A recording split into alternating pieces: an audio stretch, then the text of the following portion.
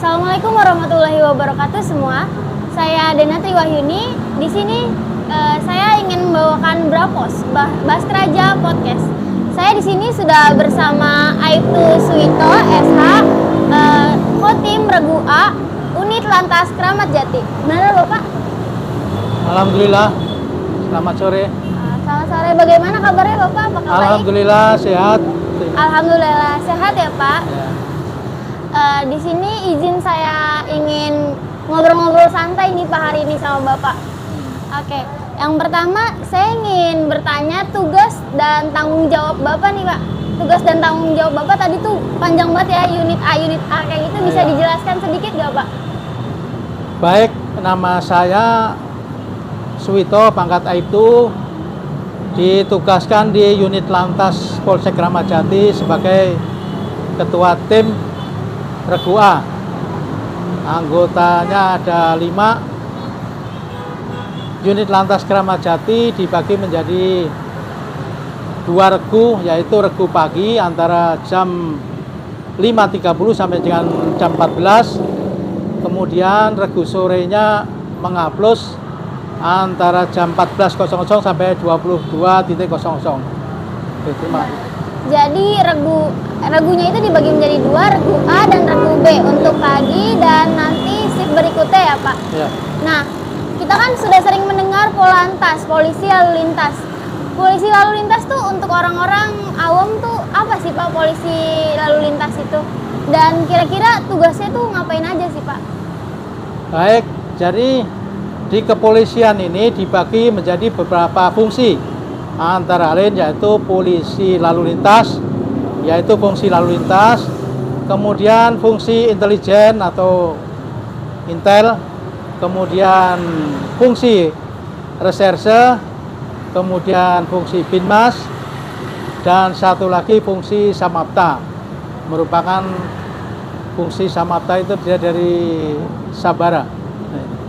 Kemudian fungsi lalu lintas dibagi lagi menjadi ada fungsi turjawali itu yaitu pengaturan, penjagaan, dan patroli. Turjawali pengaturan, pengawalan, penjagaan, dan patroli. Kemudian ada lagi fungsi regiden. Fungsi regiden itu yang meliputi dengan tugas di bidang samsat, ya, pelayanan STNK, kemudian juga pelayanan SIM. Kemudian fungsi berikutnya itu fungsi Gakum atau penegakan hukum, antara lain membidangi masalah kecelakaan lalu lintas, kemudian masalah pelanggaran lalu lintas seperti ETLE ya, elektronik tilang yang sekarang ini sedang berjalan. Kemudian lainnya jadi fungsi Dekyasa.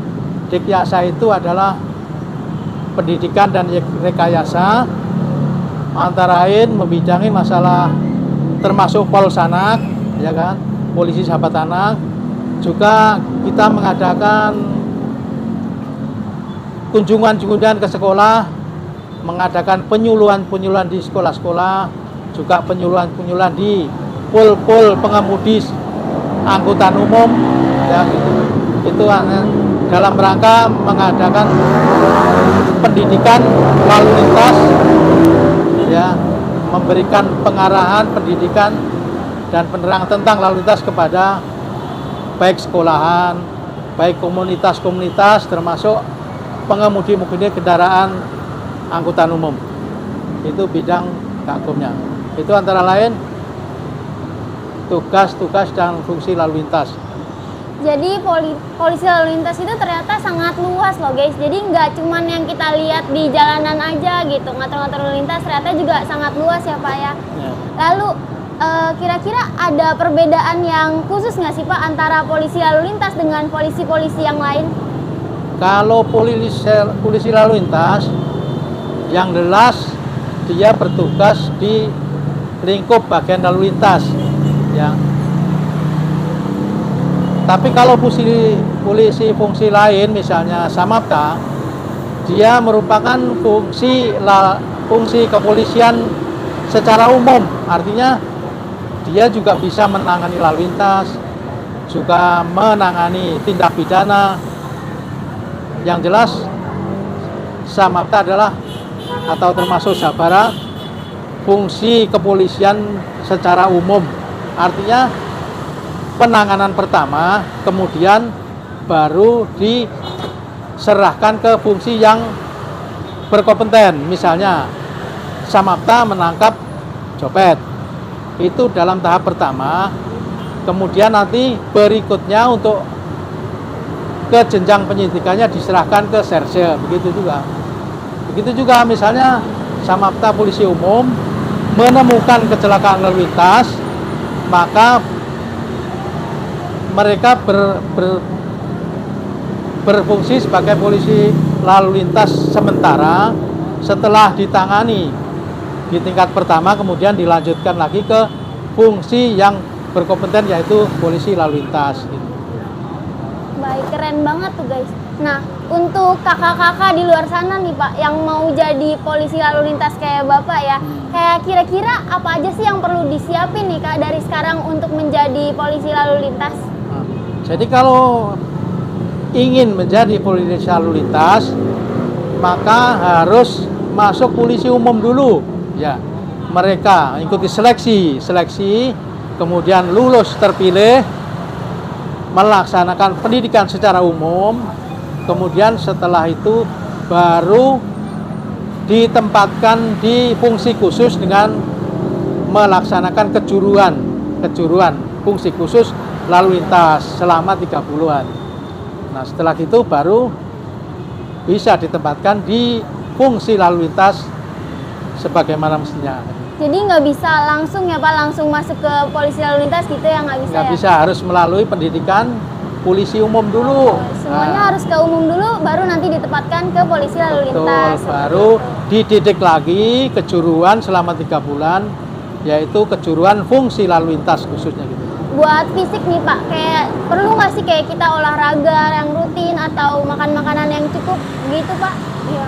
Yang jelas untuk mempersiapkan fisik itu memang harus dengan latihan, misalnya lari secara rutin atau olahraga atau berenang.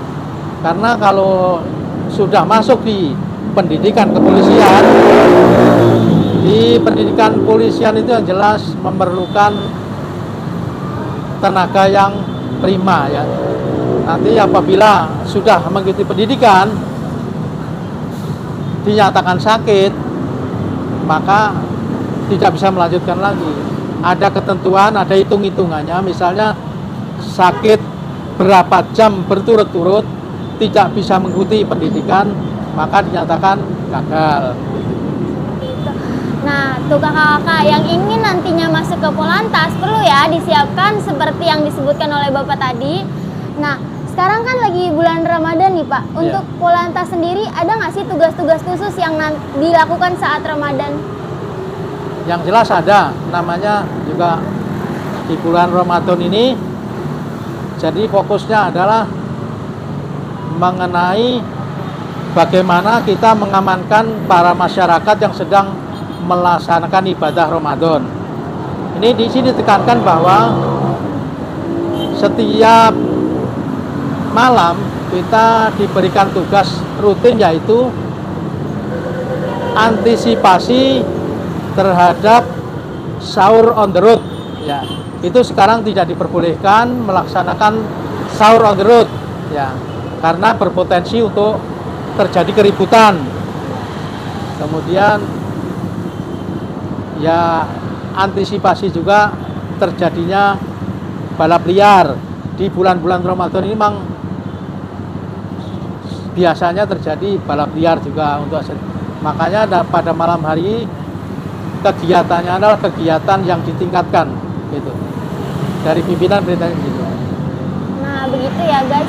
Nah untuk yang terakhir nih Pak, boleh nggak sih kasih kesan dan pesan untuk kakak-kakak sama warga-warga di Indonesia ini Pak tentang lalu lintas? Terima kasih. Jadi dari saya fungsi lalu lintas menghimbau kepada adik-adik yang sudah beranjak dewasa, tolong dipatuhi tertib lalu lintas, dipatuhi aturan lalu lintas, ya jaga keselamatan di jalan, hindari terutama yang laki-laki untuk pengebutan liar, untuk pelanggaran lalu lintas dihindari sama sekali ya. Kita harus belajar disiplin lalu lintas dari dini ya, dari dini. Artinya dari sekolahan, kemudian kita bisa menjadikan contoh terhadap kawan-kawan kita di sekolah, terutama ada di pramuka, juga bisa menjadi contoh di lingkungan keluarga, menjadi contoh di lingkungan masyarakat, karena sebagai pramuka, sebagai anggota pramuka ini adalah bisa menjadi contoh yang baik. Terima kasih. Nah, segitu aja ya guys. Nah, terima kasih untuk Bapak Suito. Semoga kawan-kawan kita bisa ngobrol-ngobrol lagi ya Pak. Terima kasih. Nah, sekian Baskeraja Podcast dari kami. Kurang lebihnya mohon maaf. Wabillahi taufiq wal hidayah. Wassalamualaikum warahmatullahi wabarakatuh. Waalaikumsalam warahmatullahi wabarakatuh. Terima kasih Pak. Udah.